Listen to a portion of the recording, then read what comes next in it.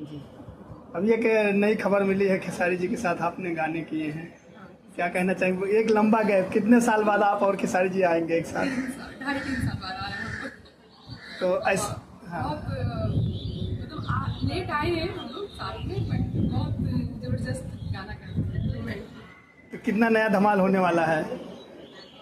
बहुत ज़्यादा कह सकते हैं, क्योंकि पहली बार ऐसा सॉन्ग में ये कह सकते हैं कि पहला सॉन्ग ऐसा होगा खेसारी सर के साथ जो इस टाइप का है, बहुत रोमांटिक है। तो इतना लंबा गैप तो किसकी तरफ से प्रस्ताव हुआ कि जो है कि काम करना है साथ में गाने करने हैं?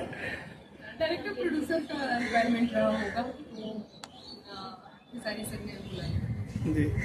तो क्या बातें हुई, यानी कैमरा ऑफ कैमरा इतने ज़्यादा दिन बाद जब किसी से मिलते हैं तो? नहीं, खेसारी सर के साथ तो हमेशा अच्छा रहा है, जब भी हम काम उनके साथ किए हैं बहुत अच्छा लगा है, उनसे भी हमें सीखने को मिलता है।